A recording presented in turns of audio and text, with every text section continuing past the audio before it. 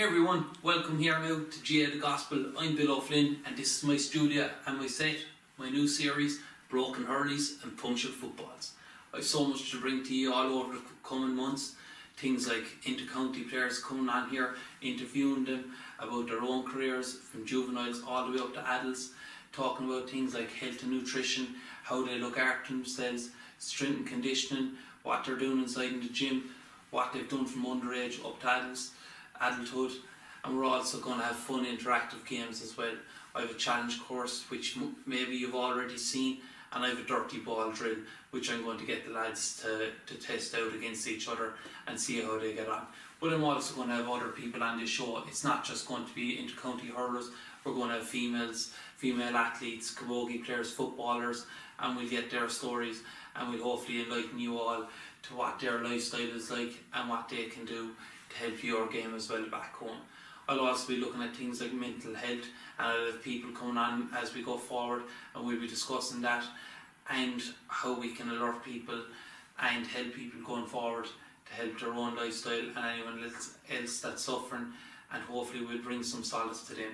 So without further ado, I'd like to introduce you here to my first two guests on my first series here, this first episode of Broken Hurleys and Punctured Footballs. So from Clare, he comes from the club Ballyea. He's a 3-time under-21 All-Ireland winner. He's on the Clare senior team since 2014. He's won 2 county championships, one just as recently as a few weeks back with Ballyea. Ladies and gentlemen, please give it up for Jack Browne. Thanks, Bill. Thanks for bringing me down here to Fermoy, and thanks for making me part of your new setup. It looks like you have a lot of effort and work put into it. Thanks, Jack. Appreciate that. Thanks. And from Patrick's Well, All-Ireland under-21 winner 2015, 2017, club winner in 2016, All-Ireland senior winner this year with a successful Limerick team, their first time since 1973. Will you give it all up for Gillane? Hi Bill, just echo what Jack said there again. It's great to have the two of us down here. I know, me personally, it's great to be part of this state-of-the-art place here, and I'm sure it's an up-and-coming project, and I'm sure the two of us want to wish you the best of luck for it in the future, and we're delighted to be here. Thanks. And I'd just like to say to Wally, thanks for coming down today, and no troubles with finding the place, no? I was alright. I think Aaron had a bit of bother coming down here, alright. As I said earlier, I get lost going around Limericks, so I wouldn't take offence to your directions now, so Jack got here as well, so you're alright. But you know anyway. Jack, start off, tell me about your underage career. What made you pick up the game of hurling? Well, I suppose kind of the inspiration for me starting off hurling was from my mother's side. My uncles hurled with Limerick actually, and I suppose going down to that house, I'd have always seen Hurleys, and it was always bringing a Hurley and out to the field, and there was a big electricity pole out the back, and it was to try and hit the electricity pole. And then after that, I suppose I went on down to the local club, and I suppose people like my mother was involved, and people like Tony Kelly's father Donald, he started it off, and even before that I suppose we had the school. Eddie Liddy was our school principal in Ballyea, and a lot of the boys would say from Ballyea and even from Clare team started off in Ballyea, and there just so happened that there was a great group of us around the same age, and we were always on the field every day, and I suppose that's where it started. You just mentioned there Tony Kelly's father. That man must have done so much for you. He had a brilliant group. Like, is he one of the main reasons you're a senior now with the club and winning county championships? Definitely, for sure. Donald started off, I suppose he took us over, first of all when we were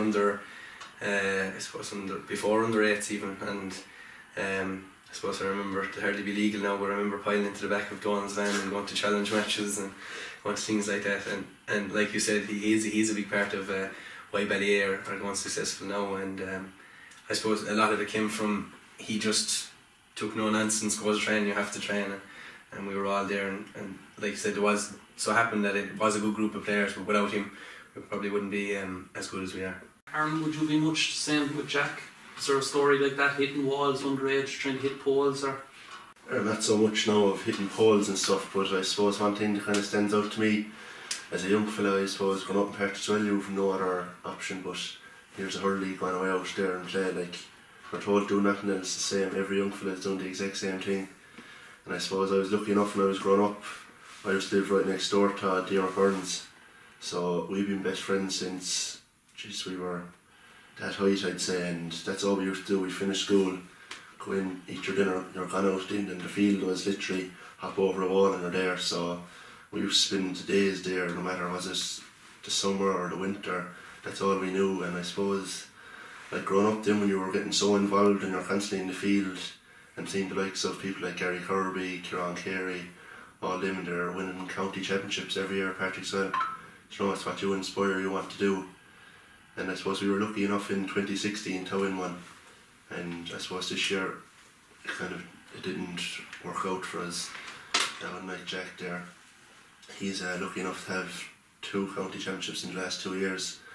And hopefully, like, just for the next few years with Patrick Swell, I know winning All Ireland and stuff is great with Limerick, but I'd say you can agree with me, nothing is better than winning with your club.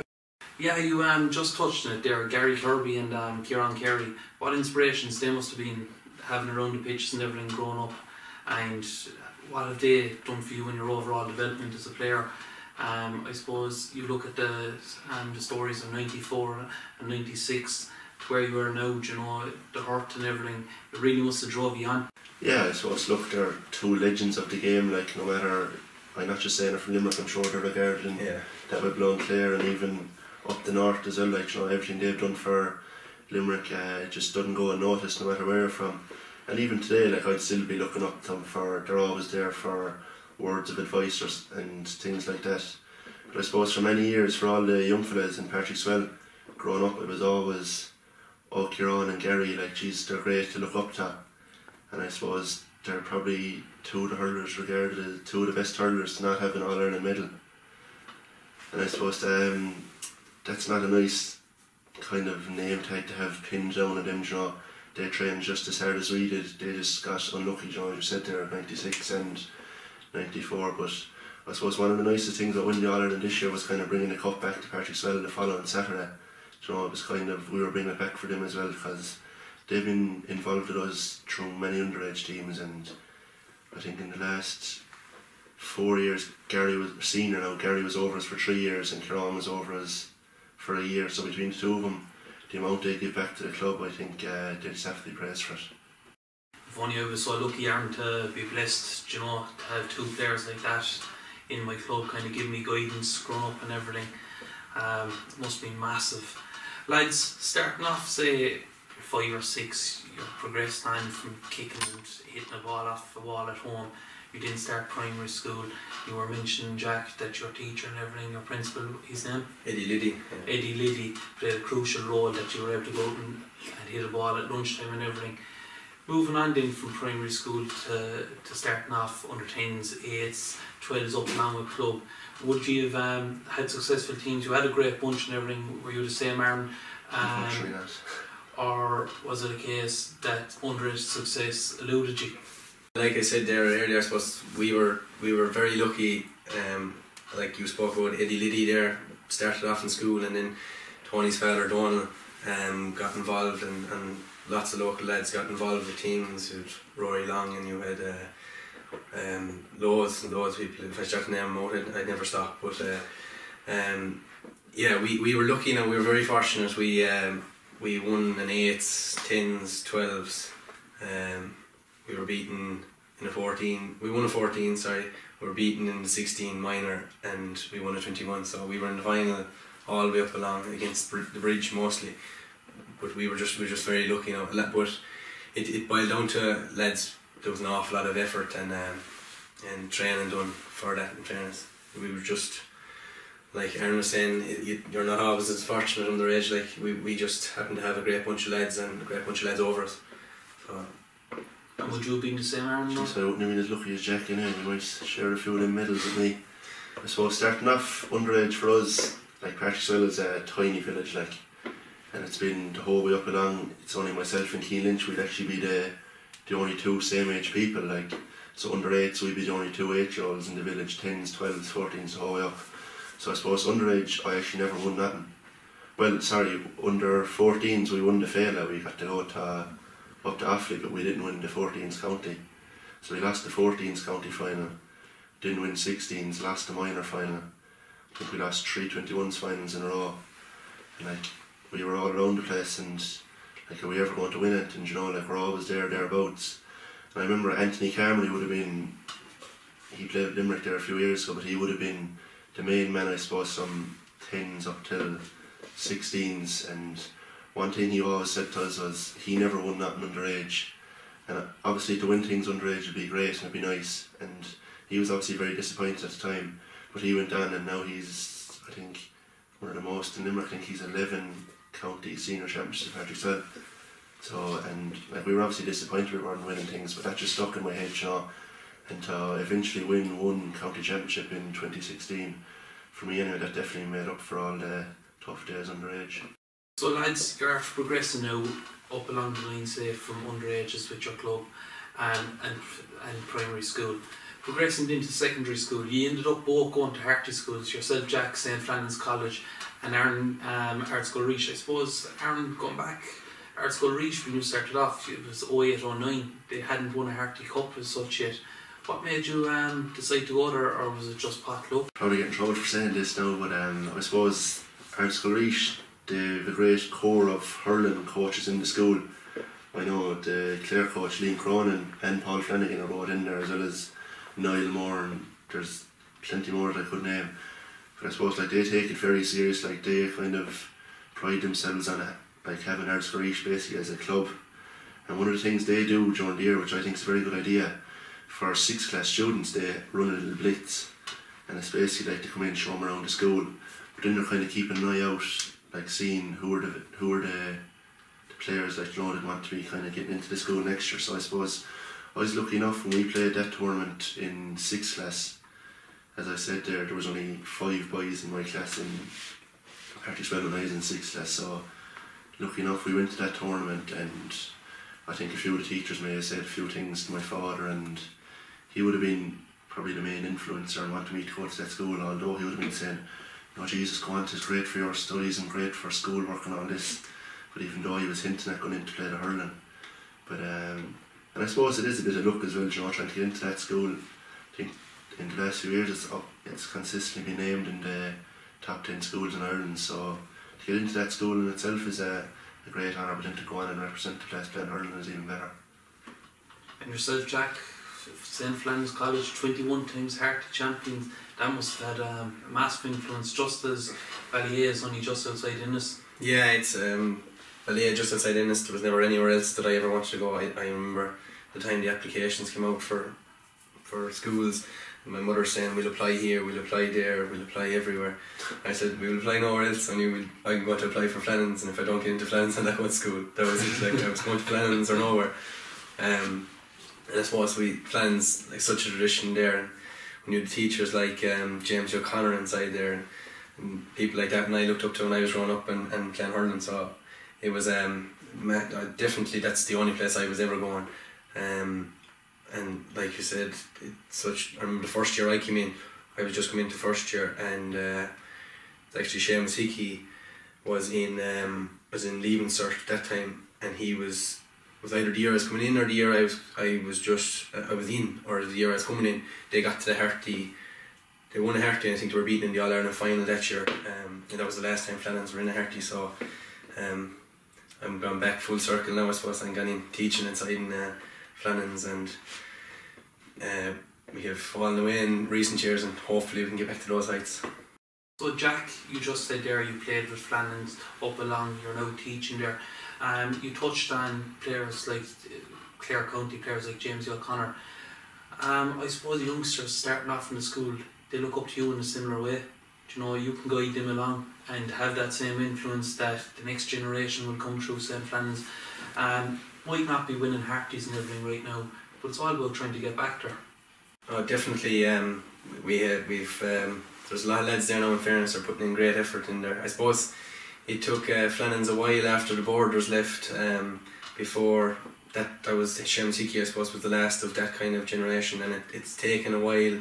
There was a change to get Flannan's back on the road again, but I think with some new teachers inside there now, there's Brendan Bugler is there, you have James O'Connor there, Gary Brennan, all men that are big into their hurling or football or sport, and I suppose it's a big thing for Flannan's is too big a school to be down the grades and not getting to Harty finals. Like, I remember the buzz that there was around the school when Flannan's used to get to a Harty game, get on the bus as a first year, get on, or a second year, and off you go to the match and shouting as loud as you could, and all the chants that go with college hurling, I suppose, which is different to any other hurling.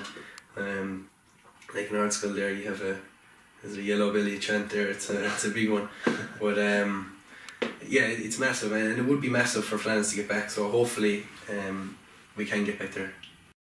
Yeah, Jack, just as you talked there about going to the games as a youngster inside in the school, Aaron's face lit up by saying memories and everything. So lads, he started off inside in Flannan's in art school. Going to those games, first and second year, he must have been saying to himself, whoa, I want to be that player, I want to be James O'Connor when he was inside in Flannan's, and all these great players, or Diarmuid Ryan, who just gone before you and everything. You want to emulate what they've achieved. And you started off in first or second year, you were in the school as art school Reach, started off their drive in hurling when they won their first Harty title in 2010 with a star-studded team. It was phenomenal, and unfortunately for you, in 2011, art school pipped you in a semi-final. Tell me about those occasions, lads. What was it like to finally step up from being a small first year to eventually playing with your senior team in your school, Jack? I suppose, yeah, it was a big thing to play Harty. Like you said, it was a great buzz in the school to go to the games. I suppose I was kind of I was a small lad in school, so I wouldn't have been a mainstay or a figure like that. I was a corner forward for a 2011 game against art school, and they beat us, but it was only the year after, and then I repeated that I went back in the full backline. But yeah, I'll always say that I am a forward naturally, but there's a lot of people that disagree with that. No, it's great to be on the other side of the fence where we were going to games shouting and roaring at a team, to go on to be the ones that are getting the cheering and everything. And if you happen to win going back into school the following day, you can walk around with your head held high, like you'll be getting claps down the back and everything. And it's great because it's coming from your friends that you're in class with every day, and I suppose the teachers go a bit handier in you too if you win a few games. Yeah, you wouldn't be caught dossing out all this. Yeah, the homework there could go the following day, you might get away with it. And yourself, Aaron, would you have been similar? I would have, yeah, but I'll just say one thing, I can never imagine this fella here playing up corner forward. I think when you're a forward you actually have to try and play the ball, but there's no more interested then, so I think they tapped onto that and threw him back into what happened was I went back and then I forgot how to play it. I suppose, yeah, but no, I'd have been lucky in a sense starting there in first year in 2009 and 2010. I think they might have won 2 Harties in a row. Like looking up, like there used to be a few of us in Patrick Swell coming in. Myself, the 2 O'Briens, Jack Kelleher, all them, and I suppose Shawnee O'Brien was actually the captain with Colin McInerney the first year they won it. And I think he was in 6th year, I was in 1st year. And we used to all get the bus in together, and I used to be nearly afraid to look up at him, you know, like I was just starstruck looking up at him, and even walking around school, like looking at people who will be friends that know, like Kevin Downs, Dowling, all them, and just see them and go to, like the buzz you get going to matches, and like people, there's a few people who wouldn't have that much interest in hurling, but they just go for the day off school and they go absolutely bananas, roaring and shouting. And I suppose it's important to have them people there too, like, you know, but I was just so like fixated on watching the match, and I was fascinated at the amount of people, like the likes of Downs, like Colin McInerney, all them, Declan Hennon, so many great players like them, and they've all, and it's mad now that I am actually playing with Limerick with them now, and we're all kind of competing for the same positions, you know. So I don't know, it's just mad to think back that a few years ago that they were kind of role models to me, you know. Yeah, it's amazing how many people go on after winning a Harty that actually go on to play county. Yeah. I know there's lots of people that don't, but it's amazing how many they actually do. I think out of that team, geez, there was Mark Carmley that played county for a few years, Declan, Colin McInerney's playing with Clare. Was Adrian Breen there? Adrian Breen, Shawnee O'Brien, Downsy, John Fitzgibbon played for a few years. Jamie Shannon's playing with Clare. Jamie Shannon, yeah. Joe, like Jesus. It was 9, 10 or 11 yeah, lads, yeah. It was an outstanding team. The team they had there was, And even I suppose when we won it in 14, I think out of that team, like Mike Casey and Keane would have been joint captains. And look at him, like Mike Casey, no offence now, but he's probably one of the best full-backs in the country. And Keane, like, up for Hurler the year. So just it's mad how people progress so much, and I think that's testament as well to some of the coaching that they get in Ardscoreach, and I suppose the success as well that they got in Ardscoreach. You know, success is a habit, like, and I suppose that the success that they felt in Ardscoreach kind of drove them on to want to win things with Limerick. I'm going to touch on one thing there. While you weren't successful with your club, actually, you were actually successful with Ardscoreach, so that kind of gave you that winning feeling. Did that kind of, I suppose, connection with the school team where you said it was like a club and it was treated like a club, did that kind of help cover up where you weren't getting the success from your own club, where it built you up, made you who you are now, and I suppose playing with them calibre players really stood to you? Yeah, definitely. Look, winning with Ardscoreach, it was great, and I suppose it did kind of cover over the cracks there of not winning with Particksville. But I suppose being, I think, only the small majority of, maybe throughout the whole school, there might have been 7 or 8 of us in Particksville in there. And like, you would be friends with the people you're playing with, but like, there would have been maybe 13 or 14 people from the peer sheet playing on a team like that. But like, as I said, winning, not begrudging the peer sheet anything, but like, it's great winning with them, and I would be good friends with a few of them. But then seeing them go and winning things back with their clubs, you know, and it drives you mental inside in school, you know. Yeah. You're going back to the club then mad, like wanting to win things and drive on, and there's people that are in, jeez, what's wrong with this fella, like, you know. And that, you know, I only want the best of Particksville ever, and it is great, as I said, like winning things with Ardscoreach and Mary I, but even winning with Limerick, it is great, and Jesus, it's a savage time, but that time we won in 2016 with the club, I can't see anything comparing to that now. I myself, you know, I wasn't fortunate enough to kind of, we won a county under 16 now with the school, in fairness, but you know, to play Harty hurling and represent the team and be that small lad in first year, seeing Harty teams and so forth, going to the games and everything, would have been a magical moment, I believe, and something that I would have really liked to do now looking back. And I love the way, Aaron, you always talk back about the club. You know, it all circulates back to the club. You're playing with Ardskulls, of course, and the Pearshig lads, the Dare lads and so forth, but it's all about the club, I suppose.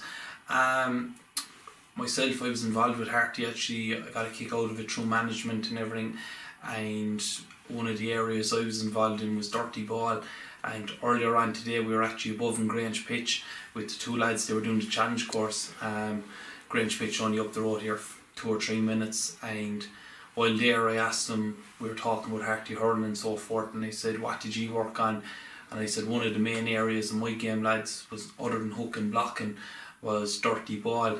So I asked them, would they try out one of my drills. Hey everyone, welcome here to my dirty ball drill. Rules are simple. Get 2, 3, 4, 5 lads fighting it out to win 1 ball. Set a time. Drop the ball between them and let them rip.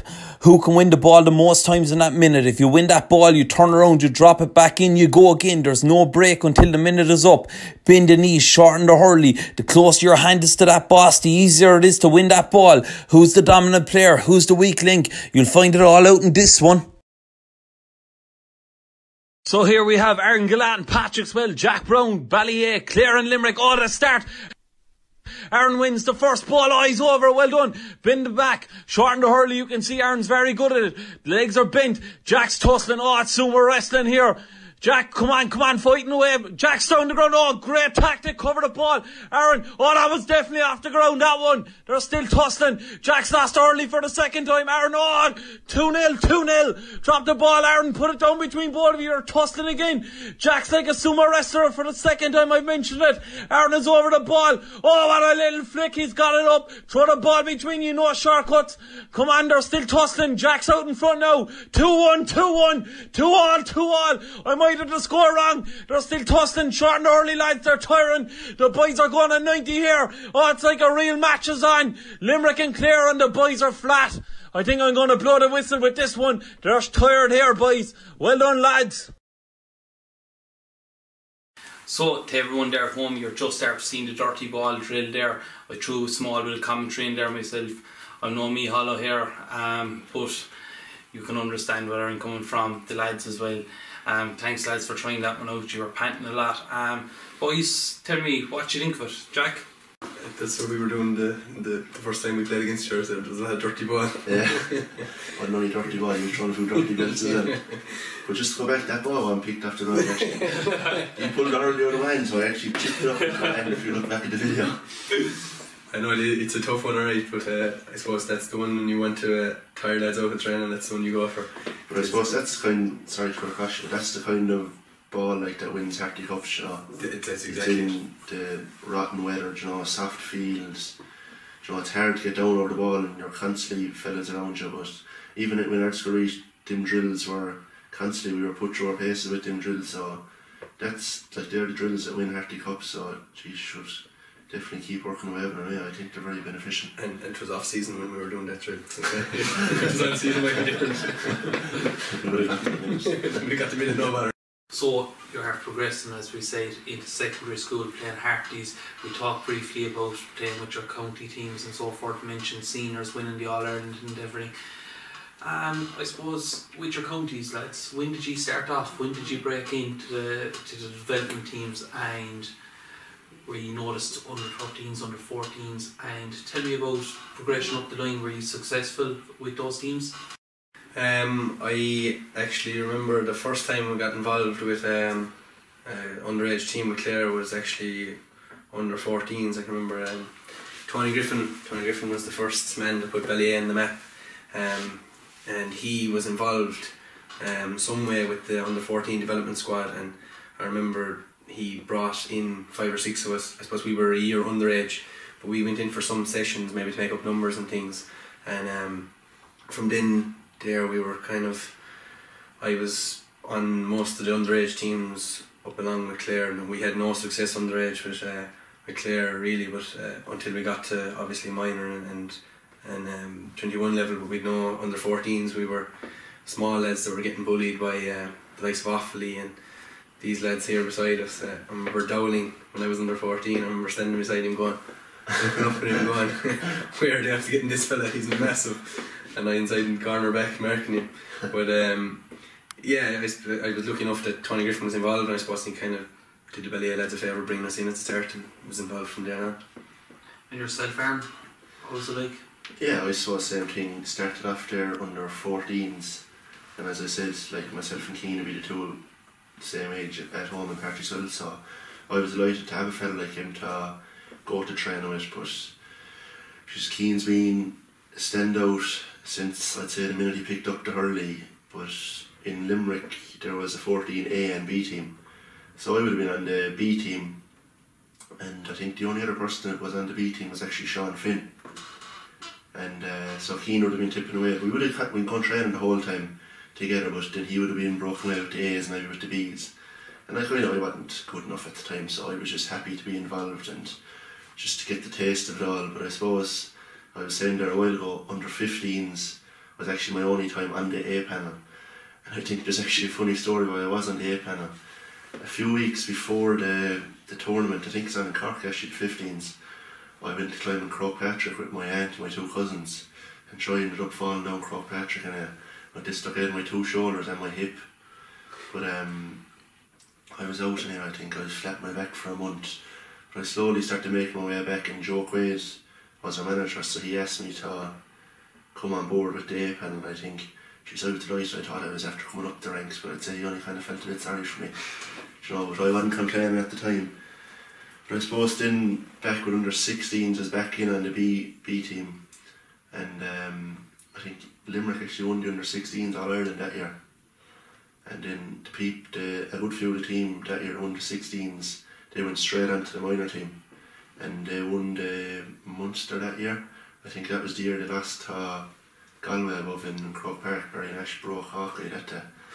But no, I tipped away. I was on the under 17 panel, and I suppose the following year came around quickly and got trials for the minor panel, and luckily enough I made the squad. But again, I was just happy to be there. Like, I think I might have played 5 minutes of minor championship, you know. I played 5 minutes against Cork actually inside the Gaelic grounds, and that did it for me. But I think I won a yeah, I have a Munster minor medal, so I was happy enough with that. But I suppose after that year, I think I had a good enough year with the club. And the following year now, I was shocked myself, you know, I hadn't played any matches, and I was actually inside in the study. I was in leaving cert, I was inside in Julie Martin's there. I had a phone call off this random number, so I said, I'll ring back there this evening. So it was actually John Kiley. He was after taking over the 21s. So he asked me to come in for a trial with the under 21s, and luckily enough, I performed well enough that day. There was actually 5 of us went in, myself, Keane, Jack Keller, Kevin O'Brien and Dion Burns, 5 of us in Partick Swell. And the 5 of us made the panel. And I suppose I kind of made the match day panels for all them matches. I came on against Tipperary, so I was delighted that, like, I was only 18, coming on in 21's championship, having played relatively no minor games, like, you know. I don't know, John must have seen something in me anyway. I don't know what he sees, but I can't complain. I suppose after that I kind of just got my chance. 2016 I was half forward, and the same but we were unfortunate that year, Tipperary knocked us out. But I suppose the following year it was a good share of us were still underage, and we kind of wanted to right the wrongs of the following year, and we went on and won the Munster in the 21 and All Ireland, and I suppose that kind of gave us a great platform to go on this year and kind of taste success again with the seniors. So lads, tell me then, you obviously progressed up along the line, you played minor, you both actually won Munster Championships in 2014 and 2011, got to the All-Ireland semi-finals in both years, 2014 you actually reached the final, then you progressed on to play under 21. I believe we've 5 All-Ireland under 21 medals here in the room. Jack, you won 3 in a row. Tell me about that. It must have been phenomenal celebrations in Clare. It was only your 2nd, 3rd and 4th All-Irelands ever, and you've never won or you've never lost after winning the Munster final in the All-Ireland series. I suppose I was fortunate enough, again, it happened that we had a good crowd of lads with club and came into the county then, and like you said, you mentioned Donald and Jerry put massive effort into starting at minor. Or they even had the boys before minor. I think they started at under 16, under 14 with Conor McGrath's age group, and followed them up along, and I was lucky enough to get involved when they were minor, and then I was lucky enough to get involved in after minor, to get involved with the 21s. And I suppose the first year, it's a special thing. You'll never forget winning your first All Ireland. Even though I wasn't playing now, I was a sub the first day that we beat Kilkenny in the 2011 when I suppose it was 2012, yeah, 12, 13, 14, yeah. In the 2012 when we beat Kilkenny, I'll never forget going home the bus that day. I suppose that song, The City Can't Hold Us, was out that time. That was on repeat, flat out all the time. Anytime I hear that song, it reminds me of that. But yeah, look, sure, it is any 3 in a row team, or it's just a special thing to be involved with. Like you mentioned there, Donald and Jerry put massive effort into Clare underage back along through the grades. They started at, I think it was under 14 with Conor McGrath's that age, and Pat O'Connor and them, and brought them right through to minor. And then I was lucky enough to get involved in the minor team, and I suppose when there's a good crowd of Ballyea lads going, it was easy going to training, much like you were saying yourself and Keane, when you're going with Tony, Gudgie, Paul Flanagan, IDC, there's 5 or 6 of us there going to training, made it easy. Cathal Doohan was another one on the minor panel. Going to training was easy that time, and then I suppose things started to get, we took it very serious that time, but I suppose things then evolved, diets and gym programs and all that kind of stuff came into it, and moving on to minor, I suppose. Even looking at what lads are doing now compared to when I was a minor, we did minimal stuff now. I remember going into the gym when I was a minor and trying to lift the bench press, trying to lift just the bar on its own off the rack. And now if you brought in a minor inside there and he couldn't only get the bar off, you'd be laughing at him. You know, and that's how we had nothing strength conditioning when we started out underage, and it just evolved after that. But then, like you said, going on to the under 21s and everything becoming more professional. And then even talking about 2013, I remember when we were winning, I was part of the 21s panel at that time, and there was only 2 starting players, myself and Ron and Taff inside, and he was in goals and I was in the corner back, and the rest of the 13 of the players were on the senior panel.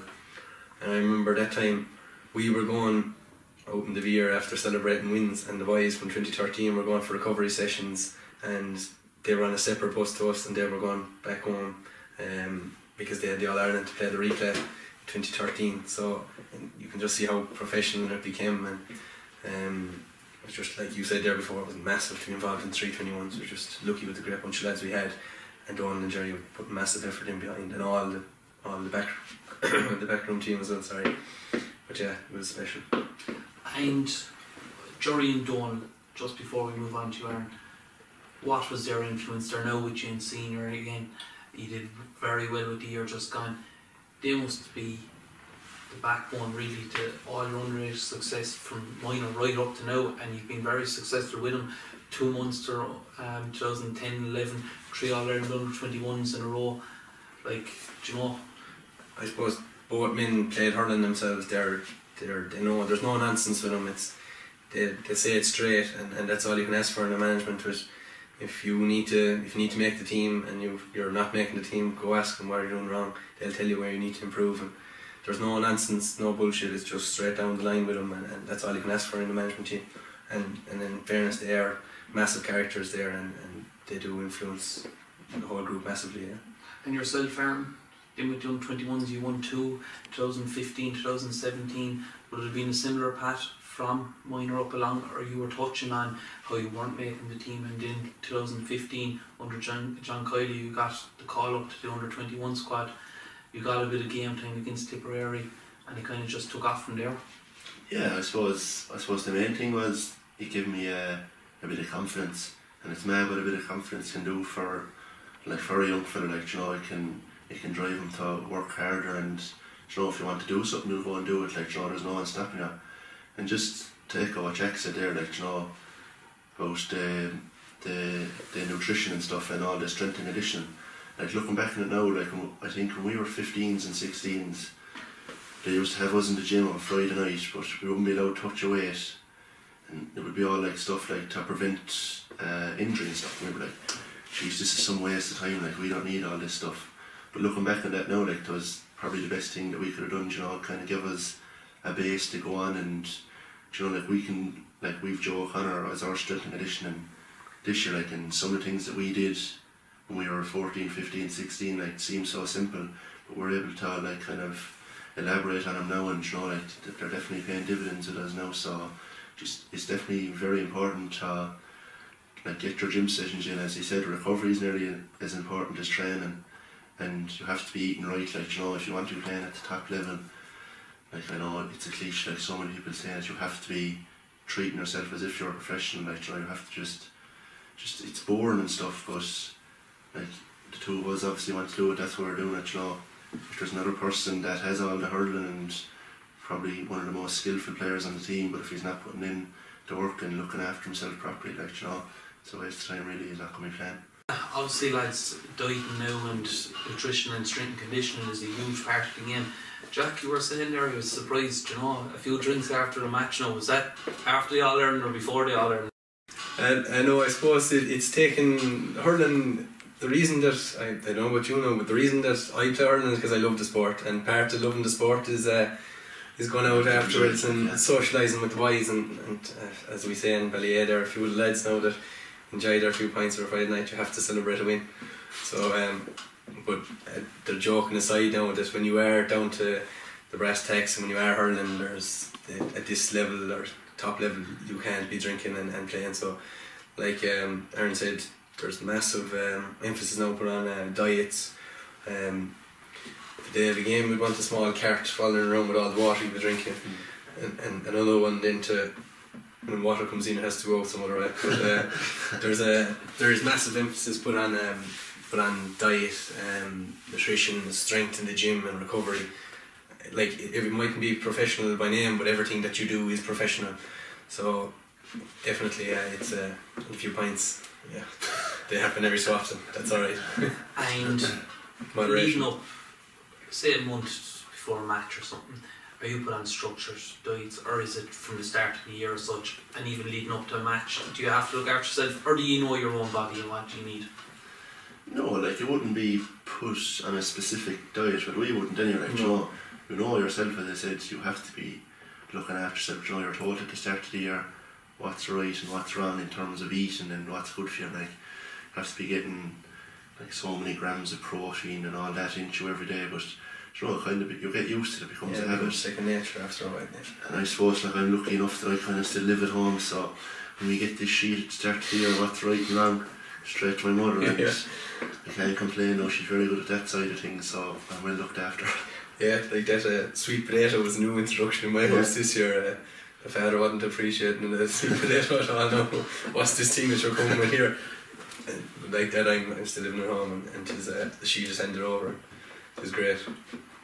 And going back to this diet thing, the friends come over, anything to eat in the fridge, they look in, what's this, all fruit and veg and whatnot, and where are the sweets, lads, do you know? I suppose, well, at home anyway, I'm kind of lucky in a sense, you know, that there is a few of us, but there's obviously the three of us in part as well, myself, Keane and Dermot are on the Limerick plan, but then the likes of Kevin O'Ryan and them, they're all playing like top quality hurling, Fitzgibbon Cup and stuff, so they're pretty much eating the exact same way and minding themselves the same way, so you know, everyone's kind of getting used to it, and I think it's just a common thing now to, like, it's just such a short spell of playing hurling, you might as well do it right and look after yourself when you can, like, you know. There's no point having regrets there in a few years when you're retired and you can do what you want them when you're sitting at home in a few years. And I suppose having your company in a similar platform to you, living a similar lifestyle, obviously pays dividends as well. That, right, he's eating right, it motivates you in many senses. I need to do this, I need to do more even. Yeah, and I suppose one thing, you know, Jack there might be going for a few pints after a match, but I think one thing before every match, like, we take turns of driving during the week, so I could drive train on Tuesday, Dermot driving Thursday, but Keane would always drive the day of a match. So coming home for a match, like, something that's always in Keane's head, he'd always have to go for into McDonald's or get something, or into Supermax, which are, I'm innocent and I'm there, so I have to get something when I'm there, so I've been playing Keane's for yeah, I'm coming across very bad here, pints, McFlurries.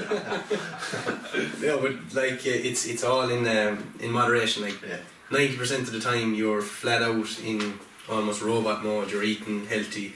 So there's no harm to take a step back. Exactly, you have to take a break every so often. Yeah. If you didn't, you'd go insane.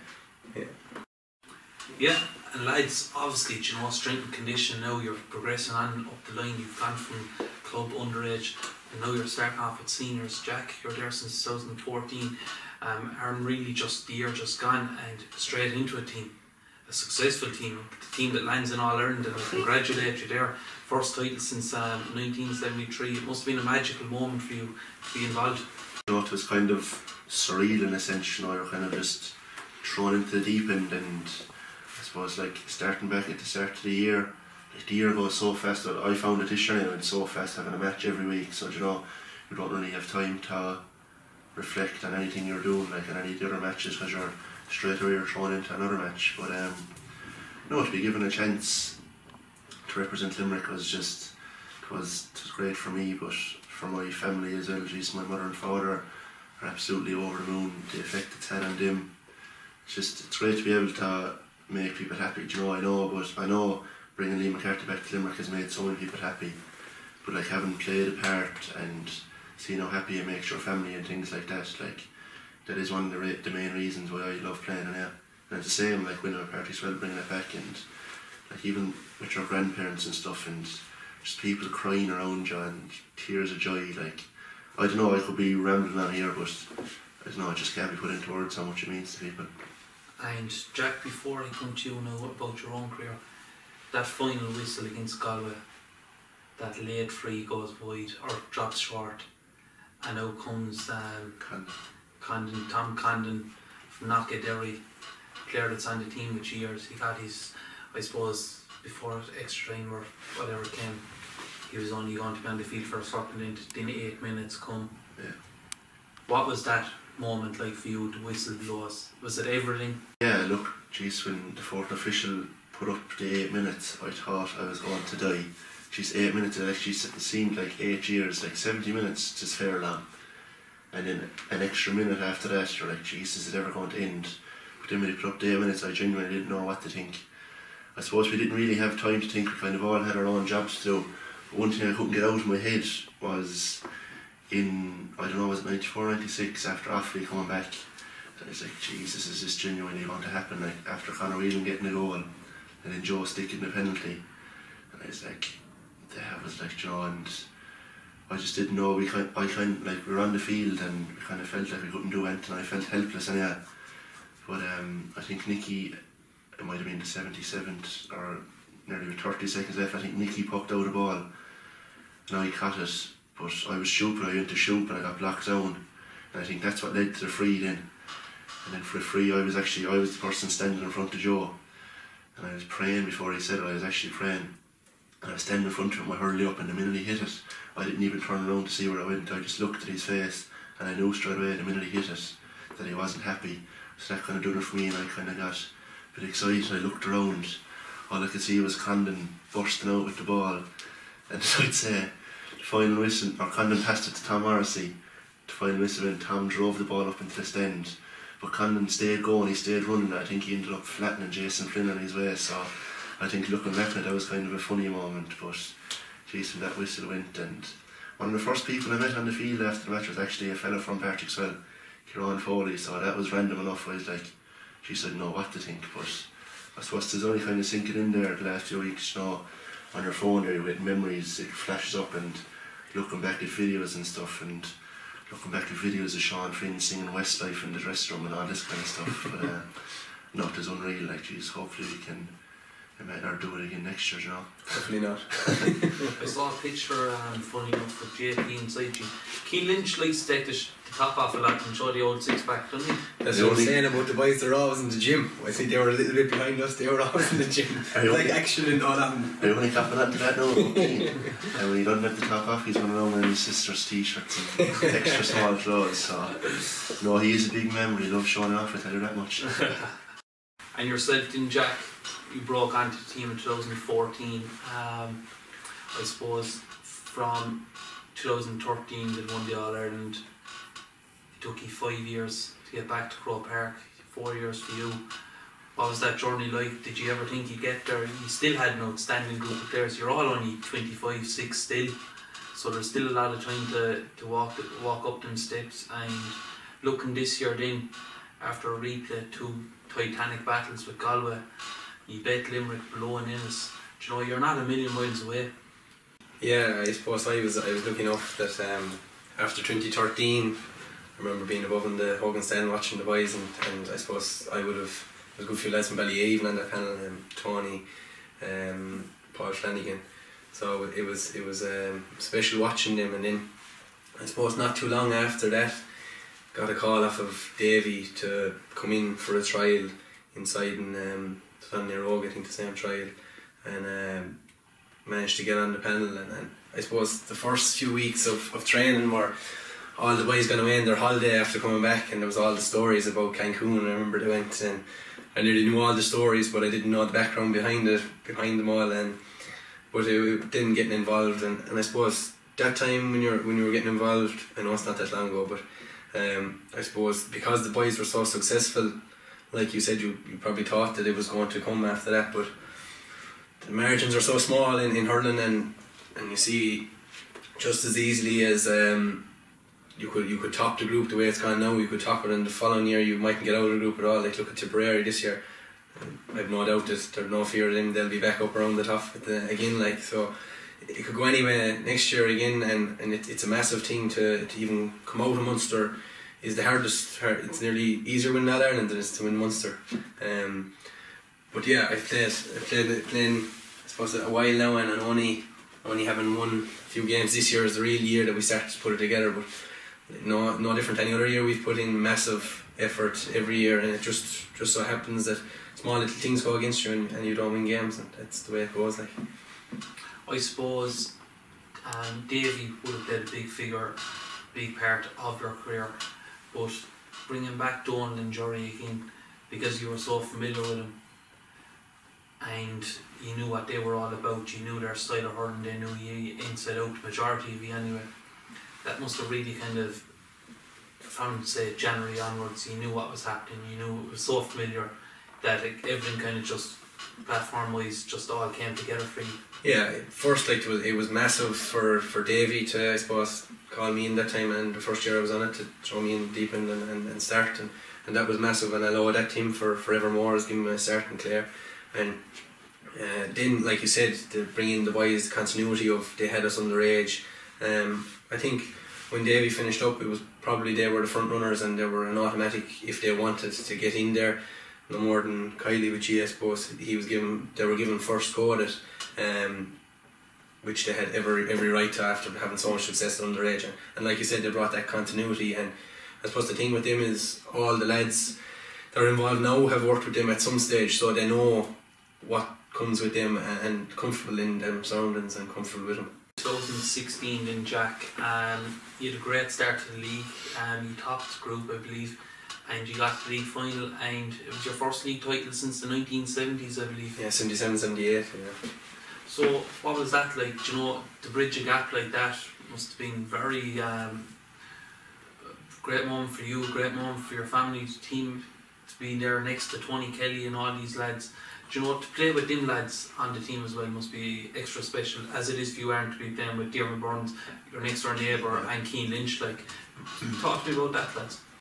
Yeah, like Aaron mentioned earlier, it's winning with the county is special, but when you go back and you win with your club, I think that's just what you dream of. Like, I remember as a young fella, I never dreamt about playing with Clare or dreamt about playing or I dreamt about playing county, obviously, but the thing for me was, I don't know what got in my head, but I wanted to win a Kennel Hamilton, was the name of our trophy in Clare, the one, and I wanted to win that and to go on and win one of them with all the boys that are involved, Tony, Gudgie outside in San Francisco now, Paul Flanagan, Cathal Doohan was involved underage, Niall Deasy. It's special. And going back to your point about the league, I suppose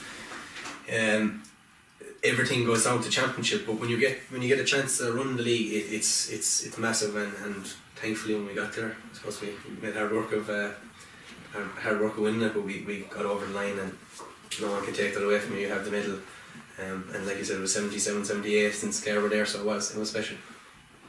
And yourself, Aaron? As regards to the league, yeah, I suppose, yeah. Look, we haven't won a league in just back to the start of the 2000s, I'd say. But I know, and some people are like, Asher, look, there's only the league.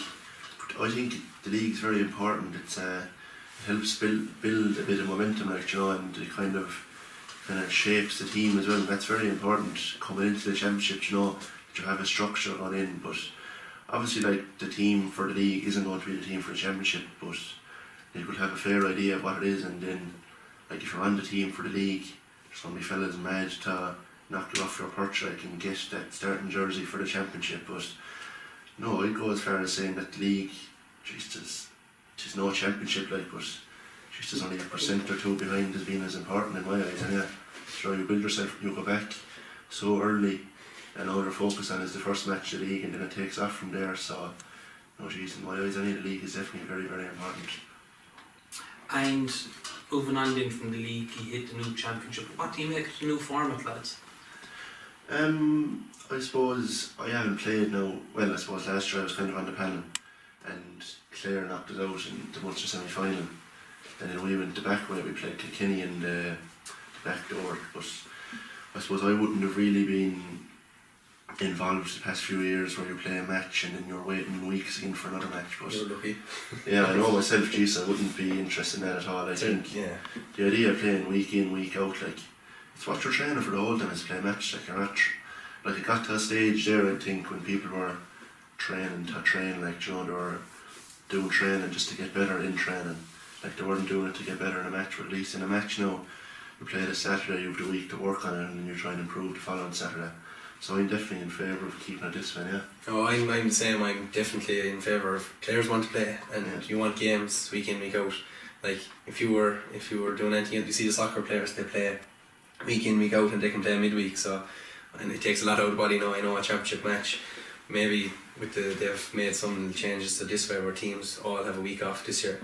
But I definitely in favour for games as often as you can, because those 6 week breaks that you have between the first round, those 6 weeks are nothing. No one wants to go through those 6 weeks. They're tougher than any pre-season training. They're just training, running, dogging. There's nothing, and no real benefit to them. You're only trying to stay fit. So when there's nothing like games. Plus, players want to play, and plus people want to watch games, and you get twice the games, twice the entertainment. Like, look at the championship this year was outstanding. So I'm definitely in all favour for the changes. Yeah, lads, and look, Limerick ended up coming through the back door from Munster. Clare and Cork were in the final, both picked in the semi-final, you know, so it's so indecisive. No one really knows, and every team is so close to each other. You were saying there earlier on, Tipperary could be back up there next year. Waterford, new management, could be back up there next year. Do you know, who's to say Cork, Limerick and Clare will beat her? Like, do you know, that's how exciting things are. It's brilliant to watch as well. All stars are coming up, lads. So there's a few people down there for Hurler of the Year and everything. Aaron, you're nominated as well. Congratulations. Best of luck now. Hopefully things go your way. Just before we finish up there, lads, and we have a look at the old video there for the Gospel Challenge course. Believe me, they're shooting here and they're shooting. But who's going to win Hurler of the Year, lads? Who's your nominee? Go on, Jack, take it away there. Hurler of the Year, I suppose it was tough enough. I suppose you have Joe, who probably had a better year than he had last year, and he got Player of the Year last year. Warwick Mannion and Keane, didn't it? Yeah. Either of them could get it. I won't go and say who I think he'll get it, because I couldn't tell you.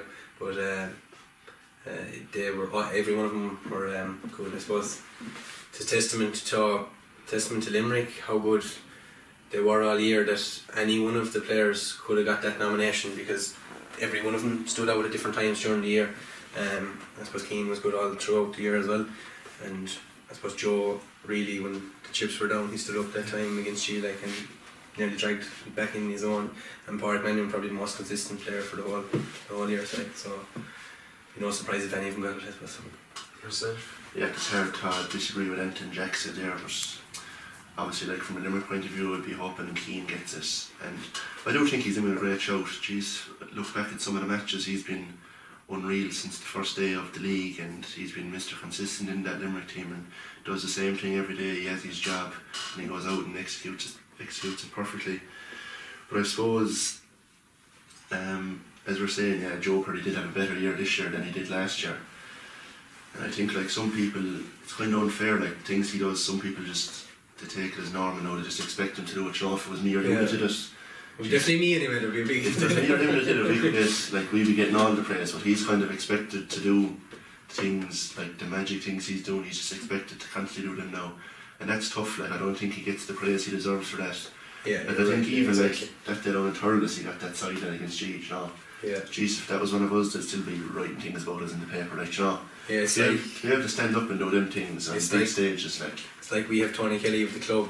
If Tony doesn't score 110 every day, he goes out 20 in a bad game. Like, so it's normalising standards. Like, I don't think that's fair, but I'd say as well, Warwick Mannion had a great year, but I'd say it's between Keane and Joe now, and touchwood Keane gets it. And if you stopped off the McDonald's on the way home. Only if he gets it, we'll have to score it. Only if he gets it right. 2 McFlurries. Each. Just going back now, say your playing career. Were you a free taker, Aaron, all your life, or is it something you just kind of picked up and you couldn't score from play, or what you might say? So to be honest, I kind of no other choice. Do you know the way it is now underage? The oldest always takes the frees, and sure, Keane, the poor creator, can't take the frees to save his life. So he was nearly forcing me to take the frees. So I suppose just took off from there, and I suppose I haven't really looked back since. And yourself, Jack, I remember you said there now you were corner forward, there were plans for you. Free take or not? No. There was enough good lads that could take the frees there. I was the call-in lad when things were going bad, I suppose, that no one else missed them. You hit there when there, Jack, because no one expects you to score. If you score, to be alright. But no, sure, that we had when you have Tony Kelly and IDC and the club team involved with you, and you didn't even think about taking a free. Go back corner back, like you said, pull and drag off a few people. So earlier on today we met up in Grange Pitch. We did the dirty ball challenge, but we also did my own challenge course. Some of you might have seen it in a preview video there now. Hello ladies and gentlemen, and welcome here to the Broken Hurleys and Punctured Football's Gospel Challenge course. A quick diagram outlining how it's set up. So to start this challenge, one would solo in and out around a series of poles. Once they get to the end, they shoot and take a shot. -3 off your overall time if you can put it over the middle spot. If you hit it wide, -5. Once you've phase 1 done, you move on to phase 2. Phase 2, 3 shots at hitting the crossbar. You get a -5 off your overall time for hitting the crossbar with each shot. If you put it over the middle of the crossbar here, symbolised with yellow, which we do now with the third shot, you get a -3 off your overall time. That's phase 2. Phase 3, you move on 3 shots at hitting the bin. You can take this from freeze, but in this case we hit it from hand. 3 shots, you hit the bin, you get a -3 off your overall time. You put the ball into the bin, -5. And finally, phase 4, a penalty shot under pressure against the opposing player. You score this shot, you miss this shot, you still get to complete the challenge course. But if you miss, you get a penalty of +5 onto your overall time. And you finally run to the end as fast as you possibly can to get your overall time finished. Challenge course preview video there now. How are you going to fare in that? Do you fancy your chances hitting a few targets, Jack? I don't know, sure, like you said there, should I'm only a cornerback pulling and dragging, that's all I'm there for, but I'm sure the sniper here beside me, the corner forward, should have no trouble with it. Yeah, Aaron, you're under a bit of pressure here. It'd be bad enough, Jack outscored you. 100%, yes. Yeah, look, I should be ready to do a bit of shooting, well, I'd hope so now, even though I haven't picked up the hurling now since doing beaters, but it's a bit cold outside, so I'd be back and Jack now to win the old dirty ball challenge. No, but it, no. So first up here, taking on the challenge course, Jack Browne of Clare, Ballyeman. So the whistle goes and Jack taking off. How many steps there, Jack? Ball's finally on the hurley. He's fast, he's on his toes. Good to have a cornerback fast on his toes. Oh, he's quick movement here, in and out and around. Coming around the first bend. Taking the shot 21. It's over the bar anyway. Not minus, not plus. First shot for the crossbar. Flags up, -3. Second shot. Flags up again, -3 there, it's -6. 3 shots, -9 there, well done Jack. First shot at the bin. Oh, mile off, natural cornerback, alright. Second shot, mile off. Third shot, ooh, that was close. Could have went anywhere, could have went in. Comes on now, one final penalty shot.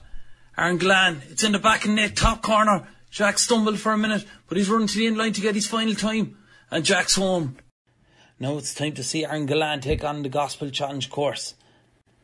So the whistle goes and Aaron starts. Geez, there's a lot of catches there, there's a lot of walking with it. He's finally put the ball in the hurley. He's definitely catching it more than 3 times now. He's coming out to the 21, he turns, he shoots. Straight over the middle, -3 there, well done Aaron. On to 3 shots trying to hit the crossbar. First one goes right over the middle. Second one goes right over the middle. Third one goes a bit to the right. -9 there, we'll give him -6. 3 shots now with the bins. First shot. Ooh, just off target. Second shot. A weird bounce. How did that not hit it? Went to the left. Third shot. Oh, just to the left of the bins again. One final penalty shot now before he finishes up. Ooh, bang on in the corner. Aaron Gillane to the end line. And he's finished. Earlier on today we made up in Grange pitch and we got the lads to tog out. They had my jerseys on there, lads, you're looking well in them actually. Boys even said they were happy enough to get them. They can hang on to them. So lads, we made up earlier on today to do the challenge course. What did you think of it? Tough course now, in fairness. Like he said, he's the hurley down for a while, and Jack should have no problem. We just flying through it. We just like to say that tis off season. We're not in full flow, so we're not going at massive high pace. But no, challenging course. That being was a very tough one to hit anyway, whatever about anything else. But the gale force wind, like, you know, that definitely kind of... Very storm wind, I'd say, it was there. Get the excuses in fast. I don't know, he's given out for it. Helped with the penalty, he stuck a top corner. He wouldn't have reached him one for the win.